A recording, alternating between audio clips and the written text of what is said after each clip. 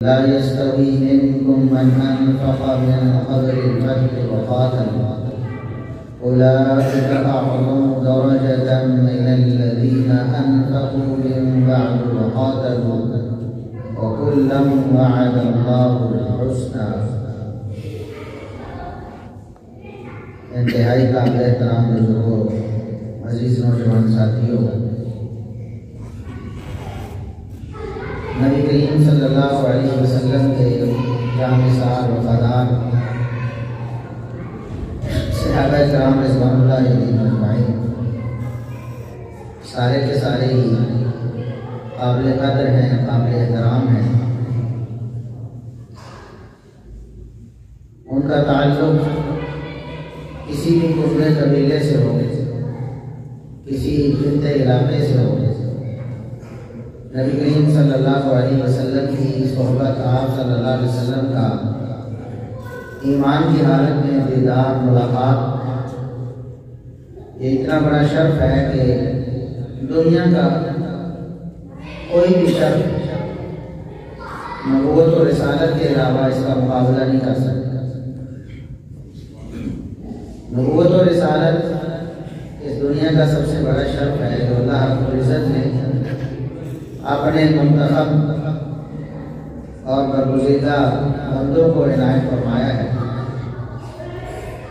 उसके बाद शर्फ़ सहाबियत है जो अल्लाह रब्बुल इज़्ज़त ने अंबिया और रसूल के बाद अपने पसंदीदा मुंतखब और बरगुज़ीदा अफ़राद को अता फरमाया है। जिस तरह नबूवत और रिसालत किसी की मेहनत और कोशिश से उसे हासिल नहीं हो सकती थी, अल्लाह रब्बुल इज़्ज़त का एहसान और फज़ल है कि अल्लाह रब्बुल इज़्ज़त किसी इंसान को अपनी नबूवत और रिसालत के लिए चुन ले। अल्लाह ने अपने अंबिया और रसूल को चुन लिया। इसी तरह शर्फ़ सहाबियत भी ऐसा शर्फ है, ये अल्लाह रब्बुल इज़्ज़त की पसंद थी, अल्लाह रब्बुल इज़्ज़त की का इंतखाब था। उसने अपने रसूल सल्लल्लाहु अलैहि वसल्लम की सोहबत के लिए और आप सल्लल्लाहु अलैहि वसल्लम का साथ देने के लिए अफराद को मुंतखब फरमाया। तमाम के तमाम सहाबा किराम काबिल इज़्ज़त व काबिल तकरीम हैं। इस हवाले से सहाबा किराम में कोई दर्जाबंदी नहीं है, सब एक ही दर्जे में हैं कि उनका एहतराम करना है, उनकी इज्जत करनी है, उनकी तकरीम करनी है।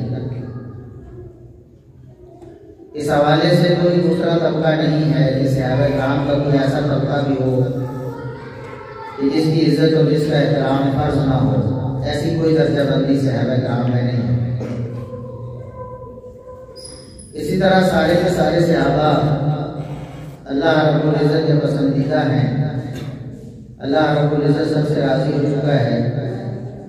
अबू बकर सिद्दीक़ रज़ियल्लाहु अन्हु सबसे अफजल और आला है। उनसे लेकर अदना से अदना सहाबी तक कोई दूसरा तबका नहीं है। कोई ऐसी तक़सीम नहीं है किताब और सुन्नत में और इजमाए उम्मत में कि कुछ सहाबा से अल्लाह राज़ी हुआ और कुछ से ना हुआ हो। ये मुल्हिदीन का अक़ीदा नज़रिया हो सकता है, वाक़िफ़ का हो सकता है, कुफ़ार का हो सकता है, किसी मोमिन मुसलमान का नहीं हो सकता। इसी तरह सारे सहाबा जन्नती हैं। अल्लाह रब्बुल इज़्ज़त ने सबको इस दुनिया में ही जन्नत का वादा दे दिया था। इस हवाले से भी सहाबा किराम में कोई दूसरा तबका नहीं है। कोई ऐसा सहाबी नहीं है जिसके बारे में कोई मुसलमान ये अक़ीदा रखे कि नऊज़ुबिल्लाह वो जन्नती नहीं है। इस हवाले से भी सबका एक ही तबका है। बाकी शान, मकाम, मरातिब के एतबार से जिस तरह अंबिया में अल्लाह रब्बुल इज़्ज़त ने दर्जात रखे हैं, तिल्का रुसूल फज़्ज़लना बअदहुम अला बअद, रसूलों में से बाज़ को अल्लाह रब्बुल इज़्ज़त ने ज़्यादा फजीलत दी है दूसरों की निस्बत। जिस तरह मोहम्मद रसूलुल्लाह सल्लल्लाहु अलैहि वसल्लम सब अंबिया और सब रसूल से अफज़ल और आला हैं। इसी तरह 5 पैगंबर और रसूल वो उलुल आज़म हैं जिनका कुरान में अल्लाह रब्बुल इज़्ज़त ने जिक्र फरमाया। नबी करीम सल्लल्लाहु अलैहि वसल्लम को मुखातब फरमा करके वस्बिर कमा सबर उल आज़म मिनर रसूल, ए नबी जिस तरह उल आज़म रसूल सब्र करते रहे आप भी उसी तरह सब्र करें। तो नबी करीम सल्लल्लाहु अलैहि वसल्लम के अलावा चार हैं उल आज़म पैगंबर रसूल, पांचवें मोहम्मद रसूलुल्लाह सल्लल्लाहु अलैहि वसल्लम है। ये एक शान, एक दर्जा, एक मकाम है। तो नबिया और रसूल को जिस तरह अल्लाह रब्बुल इज्जत ने दर्जात दिए हैं, फजीलत दी है बात पर, लेकिन इसके बावजूद ऐसा कतन मुमकिन ही नहीं है किसी मुसलमान और मोमिन के लिए कि वो अंबिया जो बेशुमार हैं, जिनकी गिनती भी हमें सही तौर पर नहीं मालूम, बेशुमार अंबिया और रसूल अल्लाह रब्बुल इज्जत ने मौजूद फरमाए। कोई मुसलमान और कोई मोमिन ये नहीं कह सकता कि मैं अंबिया में इस तरह की दर्जाबंदी करूं कि कुछ पर ईमान लाना लाजिम हो और कुछ पर ईमान लाना लाजिम ना हो। ऐसी कोई दर्जाबंदी अंबिया और रसूल में नहीं। इसी तरह कोई मुसलमान और मोमिन अंबिया और रसूल में ये दर्जाबंदी नहीं कर सकता कि कुछ का एहतराम वाजिब है और कुछ का एहतराम जरूरी नहीं। ला नुफर्रिकु बैन अहदिन मिन रुसुलिही, कुरान में अल्लाह रब्बुल इज्जत ने फरमाया, जहाँ ये फरमाया कि अंबिया और रसूल को आपस में हमने दर्जात दिए हैं, कोई अफजल है कोई मफजूल है, आपस में उनके दर्जात हैं। वहाँ मोमिनों को फरमाया कि मोमिनों का कौल यही होना चाहिए कि हम अंबिया में रसूलों में कोई फर्क नहीं करते, यानी ईमान लाने में, इज्जत व तकरीम करने में, उनका एहतराम करने में सब बराबर हैं, हम कोई फर्क नहीं करते। आदम अलैहिस्सलाम से लेकर मोहम्मद रसूलुल्लाह सल्लल्लाहु अलैहि वसल्लम तक तमाम अंबिया, उन पर ईमान भी लाना है, उनका एहतराम भी करना है, उनकी इज्जत भी करनी है। इस हवाले से अंबिया में कोई फर्क नहीं, कोई दर्जाबंदी नहीं। तो सहाबा किराम रिज़वानुल्लाहि अलैहिम अजमाइन में भी बाहम फर्क मरातिब मौजूद है। अबू बकर सिद्दीक रज़ी अल्लाहु अन्हु जिस मकाम पर हैं, वहाँ कोई और सहाबी नहीं, उसका ताल्लुक चाहे किसी भी इलाके से हो, किसी खित्ते से हो, किसी नस्ल से हो, उसकी रिश्तेदारी चाहे कोई भी हो, अबू बकर सिद्दीक रज़ी अल्लाहु अन्हु का कोई भी मुकाबला नहीं कर सकता। लेकिन इसका ये मतलब नहीं कि अबू बकर सिद्दीक रज़ी अल्लाहु अन्हु सबसे अफजल हैं तो उनकी इज्जत करें और बाकियों की इज्जत ही ना करें, बाकियों के एहतराम को भी लाजिम ना करें। उमर फारूक रज़ी अल्लाहु अन्हु दूसरे नंबर पर है, जैसा कि किताब सुन्नत और इजमाए उम्मत ने हमें बताया है। और सहाबा किराम की यही दर्जाबंदी, यही नंबरिंग, यही तरतीब बेइजमा उनके नज़दीक थी और बाद में उम्मत भी इसी तरतीब पर कायम है। तमाम मुसलमान और मोमिन यही अकीदा रखते हैं कि अबू बकर सिद्दीक रज़ी अल्लाहु अन्हु पहले नंबर पर है, अफजल और आला है, और दूसरे नंबर पर सैयदना उमर बिन खत्ताब रज़ी अल्लाहु अन्हु है। जब इनका आपस में हम मुआज़ना करें तो अबू बकर सिद्दीक रज़ी अल्लाहु अन्हु जहाँ है, उमर फारूक रज़ी अल्लाहु अन्हु वहाँ नहीं पहुँच सके। इसी तरह उस्मान बिन अफ़्फ़ान रज़ी अल्लाहु अन्हु तीसरे नंबर पर हैं। तो जहाँ सैयदना अबू बकर सिद्दीक रज़ी अल्लाहु अन्हु है मकाम में, मर्तबे में, शान में, जहाँ उमर फारूक रज़ी अल्लाहु अन्हु है, वहाँ सैयदना उस्मान रज़ी अल्लाहु अन्हु नहीं पहुँच सके। लेकिन इसके बावजूद कोई मुसलमान और मोमिन ये नहीं सोच सकता कि मैं अबू बकर उमर रज़ी अल्लाहु अन्हु का एहतराम कर लूँ, उस्मान रज़ी अल्लाहु अन्हु का एहतराम करने की जरूरत नहीं है। ऐसा कोई मोमिन मुसलमान नहीं सोच सकता। इसी तरह चौथे नंबर पर सैयदना अली बिन मुर्तज़ा रज़ी अल्लाहु अन्हु का मकाम व मर्तबा है। अबू बकर उमर उस्मान रज़ी अल्लाहु अन्हु के बाद पूरी उम्मत में कोई भी शख्स सैयदना अली रज़ी अल्लाहु अन्हु के मुकाबले का नहीं है, उनकी शान और मकाम को नहीं पहुंच सकता। लेकिन इसका ये मतलब नहीं है कि सैयदना अली रज़ी अल्लाहु अन्हु का हम एहतराम करने और बाकियों को कहें कि हम एहतराम नहीं करते या उनका एहतराम हम पर लाजिम नहीं। अशरा मुबशरा जिस शान और मकाम पर खड़े हैं, बाकी सहाबा उस मकाम को नहीं पहुंच सके। मालूम है ना अशरा मुबशरा किन्हें कहते हैं? 10 ऐसे सहाबा जिनको नबी करीम सल्लल्लाहु अलैहि वसल्लम ने एक ही मौके पर, एक ही जुमले में ही वक्त में एक ही कलाम में जन्नत की बशारत की 10 को कि ये 10 जन्नती हैं। इसका ये मतलब नहीं कि बाकी जन्नती नहीं है, ये एक एजाज है कि ये 10 को रसूलुल्लाह सल्लल्लाहु अलैहि वसल्लम ने इकट्ठा नाम लेकर जन्नत की बशारत की है। बाद लोग ये समझ बैठे हैं कि जन्नती सिर्फ 10 है, क्योंकि अशरा मुबशरा उनको कहते हैं कि जन्नत की बशारत इन्हें मिली है। तो भाई हसन हुसैन रज़ी अल्लाह अन्हु को कहाँ लेकर जाओ, क्या उनको जन्नत की बशारत नहीं मिली? लेकिन अशरा मुबशरा में वो शामिल नहीं है। इसी तरह दीगर बहुत से सहाबा किराम हैं जिनको नॉमिनेट करके भी जन्नत की बशारत मौजूद है, लेकिन वो अशरा मुबशरा में शामिल नहीं। मजमूई तौर पर कुरान में वकुल्लम वअदल्लाहुल हुस्ना फरमाया कि तमाम सहाबा को जन्नत का वादा है। अल्लाह ने सर्टिफिकेट तमाम किया है उमूमी तौर पर। तो कुछ ऐसे कुछ नसीब थे जिनके नाम लेकर उनको स्पेशल जन्नत की बशारत दी, उन्हीं में से अशरा मुबशरा है। तो ये जो 10 सहाबा किराम है, 4 जिनके नाम मैंने बता दिए, अबू बकर, उमर, उस्मान और अली रज़ी अल्लाहु अन्हु, उनके अलावा 6 और हैं, तलहा और जुबैर हैं, साद और सईद हैं, अबू उबैदा बिन अल-जर्राह हैं। तो 10 सहाबा किराम हैं, सईद बिन ज़ैद हैं। तो 10 सहाबा किराम हैं जिनको जन्नत की बशारत एक ही वक्त में रसूलुल्लाह सल्लल्लाहु अलैहि वसल्लम ने दी है। इसका ये मतलब नहीं कि इन 10 का तो हम एहतराम करें और बाकी जो है उनका एहतराम लाजिम न हो। अहले बदर हैं, उनकी एक खास फजीलत आई है कि अहले बदर लअल्लाह क़द तला अला अहले बदर फ़क़ाल अअमलू मा शिअ्तुम फ़क़द वजबत लकुमुल जन्नह। अल्लाह रब्बुल इज्जत ने नज़र रहमत डाली है अहले बदर पर।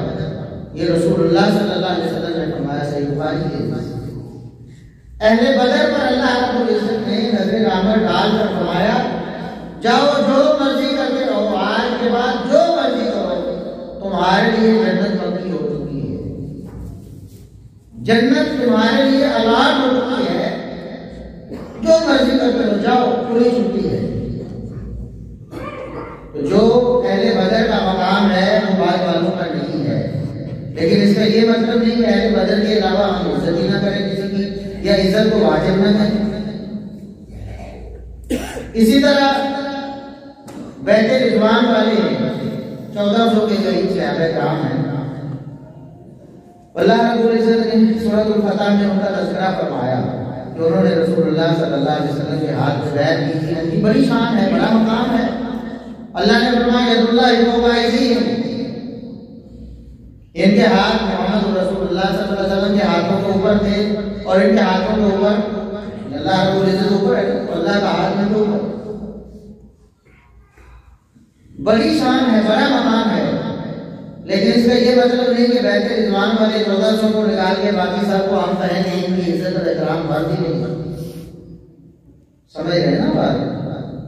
हर एक की अपनी इज्जत है, हर एक का अपना एहतराम है, हर एक का अपना मकाम है।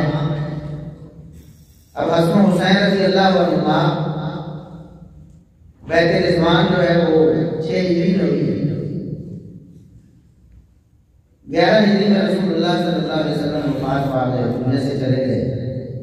तो हसन हुसैन रज़ी अल्लाहु अन्हुमा की उम्र उस वक्त 4-5 साल थी जब रसूलुल्लाह सल्लल्लाहु अलैहि वसल्लम दुनिया से चले गए। तो बैठे रिजवान के वक्त तो पैदा ही नहीं हुए थे, बाद में पैदा हुए। शायद उस साल सैयदना हसन रज़ी अल्लाह अन्हु पैदा हुए होंगे क्योंकि उनकी उम्र 1 साल ज्यादा है। लेकिन इसके बावजूद भी वो जन्नत के शहजादे हैं, जन्नत के नौजवानों के सरदार हैं। तो ये चीज तय नहीं की जा सकती कि कोई तुक्का नजर आता है कि मैं इनकी इज्जत करूंगा, बाकियों की तो इज्जत ही कोई नहीं है, बाकियों का एहतराम वाजिब नहीं। जो शर्फ़े सहाबियत से मुशर्रफ हो गया है, जिसको ये सआदत अल्लाह रब्बुल इज्जत ने नसीब फरमा दी है, वो हमारे लिए वाजिबुल एहतराम है। रसूलुल्लाह सल्लल्लाहु अलैहि वसल्लम ने इरशाद फरमाया, बहुत सी अहादीस हैं, बहुत से अल्फाज हैं, बहुत सारे उसलूब हैं सहाबा किराम के लिए जो रसूलुल्लाह सल्लल्लाहु अलैहि वसल्लम ने इख्तियार करके उम्मत को तारीफ की। उनमें से एक लफ्ज ये है, अकरिमू अस्हाबी, मेरी उम्मत के लोगों मेरे सहाबा की इज्जत करना, उनका एहतराम करना। कभी फरमाया ला तसुब्बू अस्हाबी, मेरे सहाबा के बारे में अदना करना तनकीस भी अपनी जुबान पे नहीं लाना।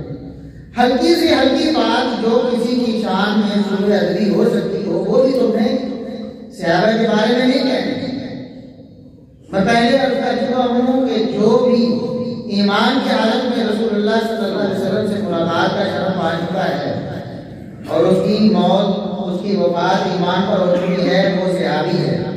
चाहे उसका ताल्लुक किसी भी खित्ते इलाके से हो, किसी खानदान से हो, कोई भी हो, वो सहाबी है।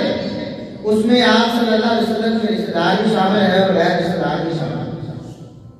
अबू बकर, उमर, उस्मान, अली रज़ी अल्लाह अन्हुम, इसी तरह सैयदना मुआविया, सैयदना अबू सुफियान रज़ी अल्लाह अन्हुम, ये कुरैशी हैं सारे। रसूलुल्लाह सल्लल्लाहु अलैहि वसल्लम का खून है, एक ही कबीला है, कबीला कुरैश। वो भी काबिल एहतराम है और बिलाल हबशी भी काबिल एहतराम है, जिनका रसूलुल्लाह सल्लल्लाहु अलैहि वसल्लम से कहीं कोई नसब नहीं। आदम अलैहिस्सलाम से तो सभी मिलते हैं ना, लेकिन वैसे नसब में रसूलुल्लाह सल्लल्लाहु अलैहि वसल्लम से उनकी रिश्तेदारी नहीं बनती है। अबू हुरैरा रज़ी अल्लाह अन्हु गौसी है, कहाँ किसी कबीले से उठे और आकर इस्लाम कबूल किया। रसूलुल्लाह सल्लल्लाहु अलैहि वसल्लम की मुलाकात और आपका साथ नसीब हुआ, वो भी काबिल एहतराम हो गए। उनकी शान और उनका मकाम भी बहुत आता है। हालांकि आप सल्लल्लाहु अलैहि वसल्लम का नसब और आपकी रिश्तेदारी उनको इस तरह हासिल नहीं हो सकती। तो शर्फ सहाबियत एहतराम के लिए, इज्जत के लिए, मकाम के लिए यही काफी, यही एक शर्फ अगर किसी शख्स को हासिल हो जाए तो हमारे लिए वाजिब है। उसके साथ साथ फिर अलग अलग और भी नुमाया खुसूसियात है, जिस तरह सैयदना अबू बकर सिद्दीक रज़ी अल्लाह अन्हु को हासिल हुई। सहाबी भी हैं, रसूलुल्लाह सल्लल्लाहु अलैहि वसल्लम के रिश्तेदार भी हैं, नसब में खूनी तौर पर भी आप सल्लल्लाहु अलैहि वसल्लम के रिश्तेदार हैं और खानदानी तौर पर, ससुराली तौर पर भी आपके ससुर हैं। एक और इम्तियाज हासिल हो गया, एक खानदान वाला, दूसरा ससुर होने वाला। और इसके अलावा भी बहुत से शर्फ है। इस्लाम सबसे पहले कबूल करने वाला सैयदना अम्मार इब्न यासिर रज़ी अल्लाह अन्हु बड़े अजीमुल मर्तबा सहाबी हैं, सही बुखारी में। वो फरमाते हैं कि मैं रसूलुल्लाह सल्लल्लाहु अलैहि वसल्लम के पास आया, उस वक्त आप सल्लल्लाहु अलैहि वसल्लम के पास 5 गुलाम थे, 2 औरतें थीं जो मुसलमान हो चुके थे, जो कलमा पढ़ चुके थे। 5 गुलाम थे, 2 औरतें थीं और एक अबू बकर थे, और एक अबू बकर थे। तो आजाद मर्दों में से सबसे पहले इस्लाम कबूल करने का शरफ सैयदना अबू बकर सिद्दीक रज़ी अल्लाह अन्हु की हैसियत आया। तो ये एक और शरफ। इसके अलावा रसूलुल्लाह सल्लल्लाहु अलैहि वसल्लम फरमाते हैं इन्ना मिन अमन में नास के सोबती वाली अबू बकर, सही बुखारी में है। ये सबसे ज्यादा किसी ने अपना साथ देने में और माल देने में मेरे ऊपर किसी ने एहसान किया है, वो अबू बकर है। ये एक और नुमाया। इसी तरह सैयदना उमर बिन खत्ताब रज़ी अल्लाह अन्हु रसूलुल्लाह सल्लल्लाहु अलैहि वसल्लम के सहाबी भी हैं और सहाबियत के बाद कई और शरफ भी उनके पास है। आप सल्लल्लाहु अलैहि वसल्लम के कबीला कुरैश से होने का, खानदान एक होने का शरफ भी है। आप सल्लल्लाहु अलैहि वसल्लम के ससुर होने का शरफ भी है। और इसी तरह और भी कई एक शरफ है। इस्लाम को उनकी वजह से गलबा मिला, रसूलुल्लाह सल्लल्लाहु अलैहि वसल्लम की दुआ है। बहुत सारे शरफ होने के पास। उस्मान बिन अफ़्फ़ान रज़ी अल्लाह अन्हु आप सल्लल्लाहु अलैहि वसल्लम के खानदान कुरैश में से, ये याद रखें। ये कायदा कुल्लिया है जो रसूलुल्लाह सल्लल्लाहु अलैहि वसल्लम ने बताया है, सही बुखारी में भी है और दीगर दूसरे हदीस में भी, कि अल-अइम्मतु मिन कुरैश, क़यामत तक मुसलमानों का खलीफा हमेशा कुरैश में से होगा। ये पहला एक इम्तियाजी वसफ है जिसको देखकर आप खलीफा के बारे में अगली बार बाद में सोचेंगे। सबसे पहले देखेंगे कि कुरैशी है। रसूलुल्लाह सल्लल्लाहु अलैहि वसल्लम ने फरमाया कि तमाम खलीफा क़यामत तक आने वाले तमाम के तमाम क्या होंगे? कुरैशी होंगे। अबू बकर, उमर, उस्मान, अली, सैयदना हसन, सैयदना मुआविया, ये सारे कुरैशी हैं, सारे कुरैशी हैं। रसूलुल्लाह सल्लल्लाहु अलैहि वसल्लम के खानदान में अल्लाह रब्बुल इज्जत ने क़यामत का दिन, क़यामत और क़यामत रखा। अगर इस्लामी निज़ाम हो, खिलाफत हो, तो वो खलीफा कुरैशी ही होगा। कोई नबी करीम सल्लल्लाहु अलैहि वसल्लम के खानदान के अलावा उम्मत का खलीफा पूरी दुनिया में जो एक होता है वो नहीं हो सकता। तो सैयदना उस्मान उस्मान रज़ी अल्लाह अन्हु नबी करीम सल्लल्लाहु अलैहि वसल्लम के खानदानी रिश्तेदार भी है, खूनी रिश्ता भी है। आप सल्लल्लाहु अलैहि वसल्लम से ससुराली रिश्ता है, आप ससुर हैं और उस्मान रज़ी अल्लाह अन्हु आपके दोहरे दामाद हैं, ये भी एक शर्फ है। इसी तरह माल खर्च करना मुसलमानों की फलाह के लिए अल्लाह की राह में, ये उनका शर्फ है कि जितना मिकदार में ज्यादा माल उन्होंने खर्च किया है इस्लाम की तारीफ में ऐसी कोई मिसाल नहीं। इसी तरह और भी शर्फ है। सैयदना अली रज़ी अल्लाह अन्हु नबी करीम सल्लल्लाहु अलैहि वसल्लम के खानदान कुरैश से हैं, आपके खानदान बनु हाशिम से हैं, आप सल्लल्लाहु अलैहि वसल्लम के चचा जाद हैं, आपके दामाद हैं। ये सारे नुमाया मसलब हैं जो शर्त सहाबियत के बाद और उनको जिसे हम कहते हैं कि बोनस हासिल हुए और फिर मुसलमानों के दिलों पर राशिद है चौथे। इसी तरह और भी उनको जो मकाम अल्लाह रब्बुल इज्जत ने दिया है, ये सब कुछ काबिल तस्लीम भी है और काबिल एहतराम भी है। तो ये नुमाया औसाफ हैं शर्त सहाबियत के बाद। आप सल्लल्लाहु अलैहि वसल्लम के रिश्तेदार तो बहुत हैं, कितने आपके चचा हैं, कितने आपके दीगर रिश्तेदार हैं जो आप सल्लल्लाहु अलैहि वसल्लम की शर्त सहाबियत से मारूफ रहे। उनका आज ना हम उसका तज़किरा करते हैं, ना उसका उनका कोई एहतराम है। एहतराम शर्फ सहाबियत से मशहूर है, क्योंकि आप सल्लल्लाहु अलैहि वसल्लम का रिश्तेदार है और फिर शर्फ इस्लाम से मुशर्रफ हो गया है। आपके आगे मुबारक में उसको आपकी मुलाकात ईमान की हालत में मुयस्सर आ गई है, तो वो हमारी आंखों का तारा है। ये उसका एक अलग एजाज है शर्फ सहाबियत के बाद। तो हम जब सहाबा का नाम लेते हैं तो उसमें नबी करीम सल्लल्लाहु अलैहि वसल्लम के रिश्तेदार भी आते हैं और गैर रिश्तेदार भी आते हैं। आप सल्लल्लाहु अलैहि वसल्लम के रिश्तेदार शर्फ सहाबियत से फारिग नहीं है। इसलिए कोई ये ना समझे कि हम सहाबा का नाम लेते हैं तो शायद आप सल्लल्लाहु अलैहि वसल्लम के रिश्तेदारों का हमें कोई ख्याल नहीं है, कोई एहतराम नहीं है। सुभान अल्लाह। हमारा रिश्तेदार हो, हमारे किसी अजीज का, हमारे किसी मौसे का, हमारे किसी उस्ताद का रिश्तेदार हो तो हम उसको इज्जत देते हैं। तो जो हमारे नबी का रिश्तेदार हो और उसे वो शर्फ सहाबियत की हासिल हो, वो हमारी आंखों का तारा, हमारे सर का ताज है। ये हो ही नहीं सकता कि मुसलमान हो, ईमान का दावा करने वाला हो और रसूलुल्लाह सल्लल्लाहु अलैहि वसल्लम के सहाबा में से किसी से बुग़्ज़ रख ले या किसी की नफरत अपने दिल में रख ले या अपने दिल में किसी के बारे में बयान रख ले, ऐसा शख्स मुसलमान को मोमिन नहीं हो सकता। जब ये गैर रिश्तेदारों के लिए भी है तो आपके जो रिश्तेदार हैं सहाबा, उनके बारे में अगर तो रखे तो वो कैसे मुसलमान और मोमिन हो सकता है। लेकिन इन सब चीजों के साथ साथ एक है इत्दाल और तवाज़ुन। इत्दाल और तवाज़ुन अल्लाह रब्बुल इज्जत ने दीन और मजहब में इसको खास अहमियत दी। हर दौर में और हर मामले में आपके अकीदे का कोई भी मामला है उसमें इत्दाल और तवाज़ुन को लाजिम रखा है कि जो शख्स राहे इत्दाल को छोड़ेगा वो गुमराह हो जाएगा, राहे हक से हट जाएगा, वो जन्नत के रास्ते से ही हट जाएगा। इस कायनात में मखलूकात में से मोहम्मद रसूलुल्लाह सल्लल्लाहु अलैहि वसल्लम से बढ़कर कोई हस्ती नहीं। हमारा अकीदा है ना आप सल्लल्लाहु अलैहि वसल्लम, हमारा ईमान है, हम आप सल्लल्लाहु अलैहि वसल्लम का कलिमा पढ़ने वाले आपके उम्मती हैं। इस कायनात में सबसे बढ़कर हमारी मोहब्बत अगर किसी हस्ती से होनी चाहिए मखलूकात में से, वो तो मोहम्मद रसूलुल्लाह सल्लल्लाहु अलैहि वसल्लम और अल्लाह के रसूल सल्लल्लाहु अलैहि वसल्लम ने ये कुरान की आयत भी है, रसूलुल्लाह सल्लल्लाहु अलैहि वसल्लम के फरमान भी हैं। फरमान ला युमिनु अहदुकुम हत्ता यकुना अहब्बा इलैहि मिन वालिदिही व वलदिही व नासिर। कोई शख्स उस वक्त तक मोमिन नहीं हो सकता जब तक मैं मोहम्मद रसूलुल्लाह उसे सारी कायनात से बढ़कर महबूब ना, उसके वालिद से, उसकी औलाद से, सारी कायनात, सारे इंसानों से बढ़कर मुझसे मोहब्बत जब तक ना हो जाएगी ईमान अल्लाह के हक आपने। इसके बावजूद भी रसूलुल्लाह सल्लल्लाहु अलैहि वसल्लम ने खुद ही हमें अपने हवाले से भी इत्दाल और तवाज़ुन का सबक फरमाया। ला तुतरूनी कमा अतरत नसारा इब्न मरियम, सही बुखारी की हदीस है।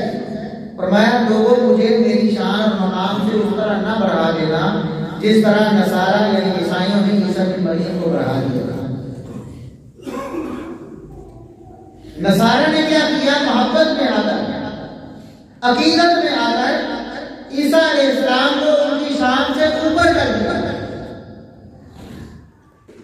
उनके मकाम से बढ़ा दिया, तो वो अल्लाह रब्बुल इज्जत के नजदीक मगजूब हो गए। बल्कि अल्लाह ने फरमाया लक़द कफ़र अल्लज़ीना क़ालू इन्नल्लाह हुवल मसीह इब्न मरियम, वो लोग तो काफिर हो गए हैं जिन्होंने ये कहा है कि ईसा की मरियम अल्लाह, अल्लाह ईसा की मरियम।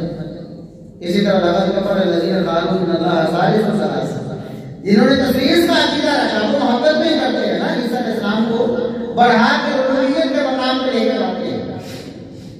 इसी तरह जिन्होंने इब्राहिमियत का अकीदा रखा, ईसा अलैहिस्सलाम को अल्लाह का बेटा कहा गया, उज़ैर अलैहिस्सलाम को अल्लाह का बेटा कहा गया, फरमाया ये लोग भी काफिर हैं अगर से मोहब्बत और अकीदत में ही हाथ से बढ़े। तो रसूलुल्लाह सल्लल्लाहु अलैहि वसल्लम ने अपनी उम्मत को वसीयत की, मेरी उम्मत के लोगों, मैं सबसे ज्यादा पूरी कायनात में से सब मखलूकात में से सबसे ज्यादा फजीलत वाला हूँ, लेकिन मेरे बारे में भी हाथ से नहीं पढ़ना, जो किताब और सुन्नत की तालीमात है उनको छोड़कर अपनी तरफ से मेरी शान में इजाफा नहीं करना। ये आप सल्लल्लाहु अलैहि वसल्लम वसीयत करके गए हैं। तो जब आप सल्लल्लाहु अलैहि वसल्लम की हस्ती जो सबसे अफजल आला है, मखलूकात में से कोई आपका साथी नहीं है, उनके बारे में गुलू करना ये जायज दुरुस्त नहीं है। इतदाल और तवाज़ुन छोड़ दिया जाएगा तो आप सल्लल्लाहु अलैहि वसल्लम पर भी ईमान दुरुस्त नहीं रहेगा, वो शिर्क और कुफ्र बन जाएगा या बिदअत बन जाएगा। वो अल्लाह रब्बुल इज्जत को पसंद नहीं है, ना ही मोहम्मद रसूलुल्लाह सल्लल्लाहु अलैहि वसल्लम को पसंद है। ऐसे लोग जो आप सल्लल्लाहु अलैहि वसल्लम की शान में गुलू से काम लेते हैं, इतदाल को छोड़ देते हैं, क़यामत के दिन आप सल्लल्लाहु अलैहि वसल्लम के हाथों में औसत से 12 याद नहीं हो सकते। ऐसे ही लोग होंगे जो आ रहे होंगे, आप सल्लल्लाहु अलैहि वसल्लम उन्हें देखकर खुश होंगे, मेरे उम्मती आ रहे हैं, रोक दिया जाएगा। आप पूछेंगे अल्लाह क्या हो गया, इनको क्यों रोक दिया गया? नबी करीम सल्लल्लाहु अलैहि वसल्लम इस दुनिया में बताकर गए हैं कि क़यामत के दिन ये होना है, मुझे अल्लाह ने अभी बता दिया है कि मेरे नबी क़यामत के दिन ये होगा, लोगों को रोका जाएगा। आप पूछेंगे कि इनको क्यों रोक दिया गया है, अल्लाह फरमाएगा इन्नका ला तदरी मा अहदसु बाद, ऐ नबी आपको नहीं मालूम कि आपके दुनिया से चले जाने के बाद इन्होंने आपके दीन का क्या हुलिया बिगाड़ दिया, दीन में क्या इजाफे किए, अकीदा और अमल में क्या क्या खुराफात इन्होंने बना दी थी। तो मोहम्मद रसूलुल्लाह सल्लल्लाहु अलैहि वसल्लम की शान में भी उन्होंने जायज नहीं है। तो ये कैसे हो सकता है कि बाद में जो उम्मती हैं, सहाबा किराम रिज़वानुल्लाहि अलैहिम अजमाईन उनके बाद वाले हों, उनकी शान और मकाम को बढ़ा चढ़ा कर उनके असली शान और मकाम को छोड़कर अपनी तरफ से गुलूब करके उनकी शान और मकाम अपनी तरफ से बढ़ा दिया। ये कैसे हो सकता है? जब नबी की शान में गुलूब जायज नहीं तो किसी और की शान में गुलूब कैसे जायज हो सकता है? लेकिन कुछ मामलात ऐसे जो अंबिया के भी कितने हैं, बेशुमार है ना, मैं पहले जिक्र किया, लेकिन जिनकी शान में गुलूब हुआ है वो चंद एक। दुनिया में कोई आपको शख्स को दीन मजहब ऐसा नहीं मिलेगा जो आदम अलैहिस्सलाम की शान में गुलूब करता हो। आदम को किसी ने इलाह बना दिया हो या उलूहियत के मकाम पे पहुंचा दिया हो, कोई भी दुनिया में नहीं मिलेगा। इसी तरह और भी बहुत से अंबिया हैं, इब्राहीम अलैहिस्सलाम, कोई दुनिया में ऐसा मजहब नहीं है जो इब्राहीम अलैहिस्सलाम को इलाह मानता है या उनकी शान में गुलूब करता हो। हाँ, ईसा अलैहिस्सलाम की शान में गुलूब किया था, उनको इलाह बना लिया गया, उनको अल्लाह का बेटा कह दिया गया, उनको तीन में से एक यानी उलूहियत का मकाम पे ले जाया गया। मूसा अलैहिस्सलाम की शान में यहूदियों ने गुलूब किया, उज़ैर अलैहिस्सलाम की शान में यहूदियों ने गुलूब किया, अल्लाह का बेटा करार दे दिया। और मोहम्मद रसूलुल्लाह सल्लल्लाहु अलैहि वसल्लम की शान में मुसलमानों ने गुलूब, मुसलमानों का एक बड़ा तबका है, आप सल्लल्लाहु अलैहि वसल्लम को नऊजुबिल्लाह नूर में नूरिल्लाह और मुश्किल कुशा, हाजत रवा, पता नहीं क्या कहते हैं। तो तमाम अंबिया की शान में गुलूब नहीं हुआ है, कुछ अंबिया की शान में गुलूब हुआ है, तो वो अंबिया मज़लूम हैं। क़यामत का दिन होगा, उनका हाथ होगा और इन जालिमों का गुलूब करने वालों का गिरबान होगा कि तुमने क्यों ऐसे करना। जैसे कि ईसा अलैहिस्सलाम है, क़यामत का दिन होगा। कुरान में अल्लाह ने बताया है कि अल्लाह पूछेगा कि ईसा तुमने कहा था कि मुझे और मेरी माँ को महबूब बना दो।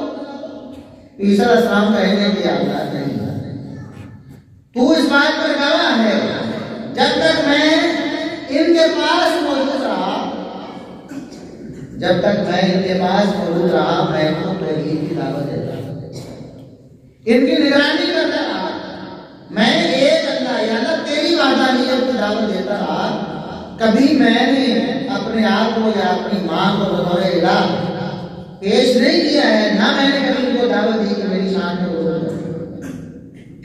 जब तूने मुझे उठा लिया, ईसा अलैहिस्सलाम आसमानों पर उठा लिए गए ना, क़यामत के दिन बाद जब तूने मुझे उठा लिया, फिर तू ही जानता है क्या हुआ, मुझे तो नहीं मालूम है।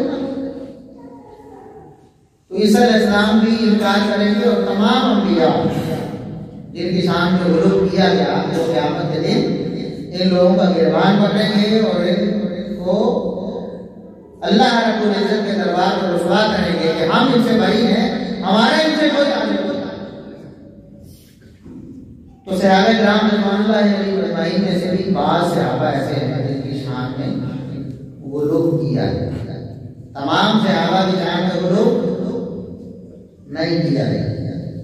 सैयदना अबू बकर सिद्दीक़ रज़ियल्लाहु अन्हु सबसे अफजल और आला सहाबी हैं, इनकी शान में कभी गुलूब आप मुसलमानों में कोई सबका, कोई मतलब, कोई एक ग्रोह, कोई फिरका नहीं जानते होंगे जो अबू बकर सिद्दीक़ रज़ियल्लाहु अन्हु की शान में गुलूब करता हो। अब सहाबा में सब अफजल और आला ये उनका प्रॉपर एक मकाम मर्तबा है ना, ओरिजिनल है। अब किसी ने उनको नबूवत तक तो नहीं पहुंचाया। दुनिया में कोई एक शख्स ऐसा नहीं, कोई फर्द बशर ऐसा नहीं जो अबू बकर सिद्दीक़ रज़ियल्लाहु अन्हु को सहाबियत से, नबूवत के दर्जे, नबूवत से आला नऊजुबिल्लाह कहता हो। लेकिन अली रज़ियल्लाहु अन्हु का मकाम उसमें गुलूब किया गया है, किया गया ना। आपने सुना ही होगा, ये तो टीवी पर भी, सोशल मीडिया पर भी बाकायदा तौर पर वीडियोज आपने देखी कि एक ऐसा मकतब फिक्र है, वो बड़ा धड़ल्ले से कहता है कि हम अपने आइम्मा मासूमीन जो हैं उनको अंबिया से ज्यादा दर्जा देते हैं, अंबिया से ज्यादा। अब सैयदना अबू बकर सिद्दीक़ रज़ियल्लाहु अन्हु की शान में गुलूब नहीं हुआ, लेकिन अली रज़ियल्लाहु अन्हु की शान में गुलूब हुआ है। तो इस हिसाब से सैयदना अली रज़ियल्लाहु अन्हु मज़लूम हस्ती, वो अगर देख लें, बल्कि सही बुखारी में है तो बहुत से लोग ऐसे थे जिनको सैयदना अली रज़ियल्लाहु अन्हु ने जिंदा जलाने का हुक्म दिया, जिनको जिंदा जला दो। ये इस काबिल नहीं कि धरती पर रहे, जमीन पर जीने का कोई हक नहीं, उनको जिंदा जला दिया गया अली रज़ियल्लाहु अन्हु के हुक्म से। तो सैयदना अब्दुल्लाह इब्न अब्बास रज़ियल्लाहु अन्हुमा ने जब उनके सामने ये जिक्र हुआ, कैसे जलवाया गया, उन्होंने कहा कि अगर मेरे सामने ये मामला आता तो मैं उनको कत्ल करने का हुक्म देता, जलाने का हुक्म न देता, क्योंकि रसूलुल्लाह सल्लल्लाहु अलैहि वसल्लम ने ये फरमाया है कि जलाना अल्लाह का आजाद है, ये अल्लाह की अथॉरिटी है। कोई शख्स इस अथॉरिटी को खुद अपने हाथ में नहीं ले सकता। अली रज़ियल्लाहु अन्हु के सामने वो हदीस नहीं थी उसने। तो उलमा ने लिखा है कि वही लोग थे जो अली रज़ियल्लाहु अन्हु के सामने उस दौर में गुलूब करने लगे, उनको उलूहियत या इस तरह के दर्जात में चलाने लगे थे, तो उन्होंने उनको जिंदा जलवा दिया। अली रज़ियल्लाहु अन्हु कतई इस बात को पसंद नहीं करते थे, और क़यामत का दिन होगा वो ऐसे बदबख्तों से ऐलान बरात करेंगे कि या अल्लाह इन बदबख्तों को जहन्नम में फेंक, मेरा इनसे कोई ताल्लुक नहीं। इसी तरह सैयदा फातिमा रज़ियल्लाहु अन्हा की शान में गुलूब किया। अब सहाबियात और भी हैं, बहुत अजीमुल मर्तबत सहाबियात, नबी करीम सल्लल्लाहु अलैहि वसल्लम के अज़वाजे मुतहहरात से बढ़कर इस कायनात में कोई औरत अफजल और आला, ये कुरान का फैसला है। सूरह अहज़ाब में अल्लाह रब्बुल इज़्ज़त ने फरमाया, या निसान नबी लस्तुन्ना का अहद मिनन निसा, ऐ नबी की बीवियों, दुनिया की कोई औरत भी तुम्हारे जैसी हो सकती, तुम दुनिया की बाकी औरतों के मकाम पर नीचे नहीं आ सकती, तुम्हारा मकाम, तुम्हारी शान बहुत आता है। तो तो अज़वाजे मुतहरात का शान में कोई और मुकाबला नहीं कर सकती। वो बावजूद शान में आला होने के उनकी शान में गुरु नहीं किया गया। सैयदा आयशा रज़ी अल्लाहु अन्हा को, सैयदा खदीजा रज़ी अल्लाहु अन्हा को, या दीगर उम्महात सैयदा हफ्सा रज़ी अल्लाहु अन्हा को, या दीगर सैयदा ज़ैनब रज़ी अल्लाहु अन्हा को, किसी कोई उम्मत में कोई ऐसा मकबूल फिक्र नहीं है जो उनकी शान में गुरु करके उनको उलूहियत के दर्जे पे ले जाए या उनकी शान और मकाम से आगे। लेकिन सैयदा फातिमा ज़हरा रज़ी अल्लाहु अन्हा की शान में गुरु हुआ है, लोग करते हैं। इसी तरह सैयदना हसन हुसैन रज़ी अल्लाहु अन्हु और खुसूसन सैयदना हुसैन रज़ी अल्लाहु अन्हु उनकी शान में गुरु हुआ है, लोग करते हैं, उनको उलूहियत के मकाम पे ले जाते हैं, अंबिया से अफजल और आला कह देते हैं उनको, लेकिन उनका इन लोगों से कोई ताल्लुक नहीं है। जब अल्लाह नबी की शान में गुरूर पसंद नहीं करता तो फिर किसी उम्मती की शान में गुरूर भी पसंद नहीं करता। हमेशा खराबी वहां आती है जब इत्तेदाल का दामन हाथ से छोड़ दिया जाता है, इंसान किसी तरफ लुढ़क जाता है। एक इत्तेदाल है और एक इफरात और एक तफरीक है, दो साइडें हैं, एक मोहब्बत के गुरूर कर जाने वाली और दूसरी अदावत और नफरत वाली। इसके दरमियान में है असल शान और मकाम, जिसका लिहाज और पास कर रहा है मुसलमान के लिए। अब सहाबा-ए-किराम रिज़वानुल्लाहि अलैहिम अजमाइन शान और मकाम जो किताब सुन्नत में बयान हुई है उस पर मजबूती से जम जाना है, ना तो उनकी शान से उनको ऊपर लेके जाना है और ना उनकी जो शान साबित है उसमें इनकार करके उनको नीचे लाना है। जो शख्स इन दो इंतहाओं से बच गया और उसने दरमियानी रास्ता इख्तियार कर लिया कि किताब और सुन्नत के दलाइल से जो साबित है उसको मानता चला जाए और बाकी हर चीज का इनकार करता चला जाए, वो सिरात मुस्तकीम पे है और इसी रास्ते पे चल के वो जन्नत का वारिस होगा। ये गोया के पुल सिरात है इस दुनिया में, पुल सिरात है, एक आखिरत में पुल सिरात होना है ना कि जिसके ऊपर से गुजर कर जन्नत में जाना है, नीचे जहन्नम है, गिर गया तो जहन्नम में चला गया, अगर सलामत पार कर गया तो जन्नत में चला गया। ये पुल सिरात है दुनिया में। अकीदत का मामला बड़ा नाजुक है, बड़ा नाजुक है, बहुत हसास है। इंसान को ढूंढ कर एक कदम रखना है, इधर गिर गया तब भी हलाक है, इधर गिर गया तब भी हलाक है, गुलूब में बढ़ गया तब भी बर्बाद है। और अगर नऊज़ुबिल्लाह नफरत आ गई, उनके बारे में दिल में बुग़्ज़ आ गया, उनकी शान में कमी का मुर्तकिब हो गया तो तब भी हलाकत है। अगर रास्ते पर दरमियान में चल के अपने आप को बचा कर चला जाएगा तो इंशाअल्लाह जन्नत उसका मुकद्दर बन जाएगा। अब सहाबा-ए-किराम रिज़वानुल्लाहि अलैहिम अजमाइन के जो मरातिब हैं आपस में जो फर्क है जो शान और मकाम में, वो भी आपने मुख्तसरन मुलाज़ा पढ़ा। जो चीजें मैंने बुनियादी तौर पर तीन आपके सामने अर्ज की है कि ये सब के लिए कॉमन है, सब सहाबा-ए-किराम के, इसमें कोई फर्क नहीं है। एक, सबसे अल्लाह राजी हो चुका है, दूसरा सब जन्नती है, तीसरा सब वाजिबुल एहतराम है, वाजिबुल तकरीम है। सबसे आला, इसमें कोई फर्क नहीं, ना किसी इलाके का, ना खानदान का, ना कुछ। अब बसा बात ऐसा होता है कि इंसान किसी वजह से पटरी से उतर जाता है। उम्मन मोहब्बत की वजह से ऐसे होता है जैसे ईसा अलैहिस्सलाम से मोहब्बत की वजह से लोग दूसरे रास्ते पे चल, शेर को कुफर के रास्ते पे चल। उम्मन मोहब्बत की वजह से किसी खास हस्ती से मोहब्बत में गुरूर की वजह से इंसान पटरी से उतर जाता है। और ये बात खुद सैयदना अली रज़ियल्लाहु अन्हु ने बताई है। सैयदना अली रज़ियल्लाहु अन्हु फरमाते हैं कि हमारी अहले सुन्नत की किताबों में भी सही सनद से साबित है और रवाफिज़ की किताबों में भी तवातुर के साथ नाजुल बलागा में कम से कम 4 दफा ये रिवायत है।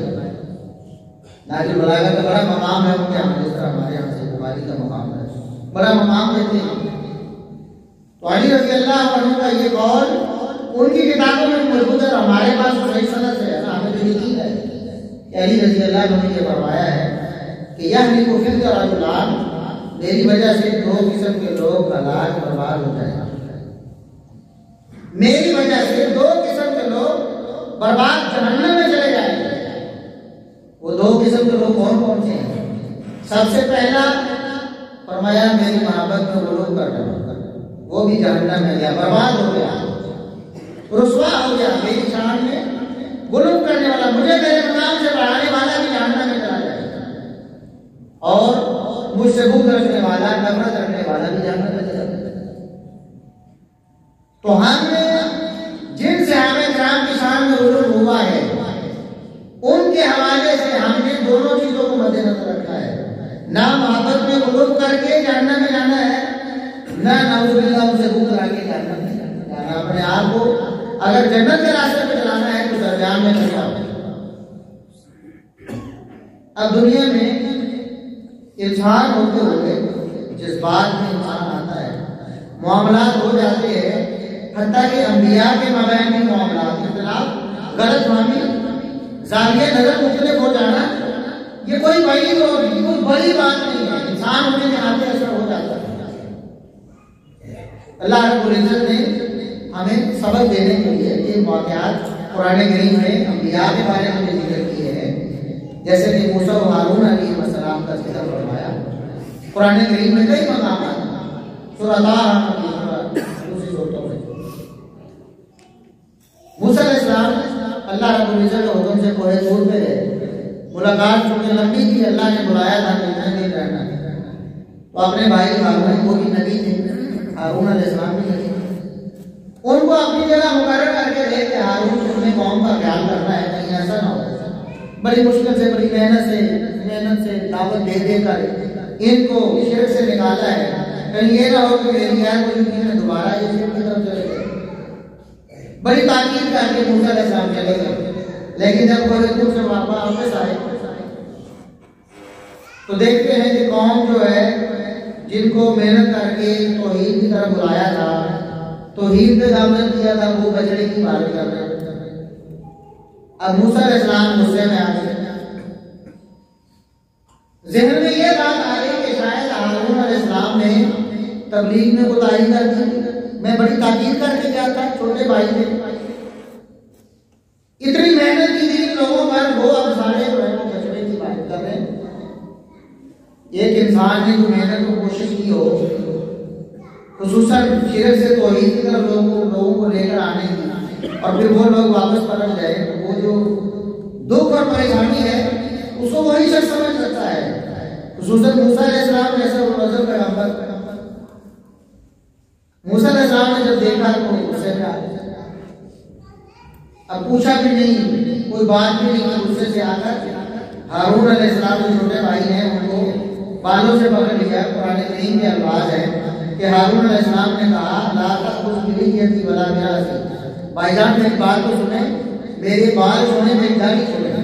यानी मूसा अलैहिस्सलाम ने एक हाथ से बाल, सर के बाल पकड़े और एक हाथ से दाढ़ी पकड़ी, गुस्से से। क्या हारून तुमने क्या कर दिया? आप ऐसे काम नहीं, मेरी नाफरमानी करते हो, मेरी बात नहीं मानी, इनको तबलीग और दावत नहीं दी। हारून अलैहिस्सलाम कहते हैं मेरी बात को छोड़े। फिर उन्होंने बताया कि मैंने तो कोताही नहीं की, मैंने तो अपना पूरा जोर लगा दिया, बस ये सामरी नामी जादूगर आया था बदबा, ये उसकी बातों में आ गए हैं सारे लोग। मैंने तो पूरी कोशिश, दिन रात कोशिश करता रहा, इनको दावत देता रहा कि मेरा कोई कसूर नहीं है। अब इंसान होने के नाते जज्बात हैं, मूसा अलैहिस्सलाम गुस्से में आ गए, और हारून अलैहिस्सलाम अपनी जगह पर ठीक है। हम ना मूसा अलैहिस्सलाम को गलत कह सकते हैं, ना हारून अलैहिस्सलाम। अब अगर कोई अपनी उल्टी मंतिक और लॉजिक चलाने लगे कि भी देखिए दो बंदे आपस में क्या उसे कहते हैं कि हाथापाई कर रहे हैं, तो हम कहें दोनों ठीक है, कैसे हो सकता है? भाई ऐसे ही हो सकता है। मूसा अलैहिस्सलाम भी ठीक है और हारून अलैहिस्सलाम भी। मूसा अलैहिस्सलाम ने जो दुख और जो परेशानी उस वक्त उनको आई है, बिल्कुल वजह है। उसमें उनका कोई कसूर नहीं, सिर्फ गलतफहमी है ना। और उस पर मूसा अलैहिस्सलाम पर कोई मलामत बिल्कुल नहीं। हम जिस तरह मूसा अलैहिस्सलाम पर राजी, इसी तरह हारून अलैहिस्सलाम पर राजी है ना, दोनों से राजी है ना, किसी से हमें कुछ शिकवा दिया तो नहीं है। इसी तरह आदम और मूसा अलैहिस्सलाम का एक दफा इख्तिलाफ हो गया, ये भी रसूलुल्लाह सल्लल्लाहु अलैहि वसल्लम ने बयान किया, सही बुखारी में। आदम अलैहिस्सलाम पहले नबी हैं, अबुल बशर है, तमाम इंसानों के बाप है। और मूसा अलैहिस्सलाम उल अज़म पैगंबर है, उनकी शान भी कुछ थोड़ी नहीं, मूसा अलैहिस्सलाम उल अज़म पैगंबर है। तो अब वो बाप बेटा भी है, नबी और पैगंबर रसूल भी है, दोनों का इख्तिलाफ हुआ जो रसूलुल्लाह सल्लल्लाहु अलैहि वसल्लम ने बयान किया है। तो मूसा अलैहिस्सलाम ने आदम अलैहिस्सलाम से कह दिया कि आपने हमारे साथ बड़ा जुल्म किया है। अंत अल्लाज़ी अशक़ई अन्नास, तमाम लोगों को आपने जन्नत से निकलवा दिया, दुनिया में डलवा दिया, आपने बड़ी ज्यादती की हमारे साथ। इस तरह की बातें की। तो आदम अलैहिस्सलाम आगे से कहते हैं कि मूसा, तुम अल्लाह के इतने बड़े पैगंबर हो, तुम्हें इस बात का भी इल्म नहीं है कि अल्लाह रब्बुल इज्जत ने उस वक्त जब अभी इंसान के कायनात पैदा ही नहीं हुई, उससे कितने हजारों साल पहले अल्लाह रब्बुल इज्जत ने लिख दिया था जो कुछ होगा है।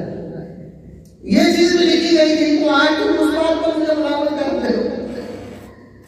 मूसा अलैहिस्सलाम ने जो कलिमात कहे हैं आदम अलैहिस्सलाम से कि आपने हम पर ज्यादती और जुल्म कर दिया, बल्कि वो अल्फाज अशक़ई अन्नास, लोगों को आपने लोगों के नसीब साथ दिए।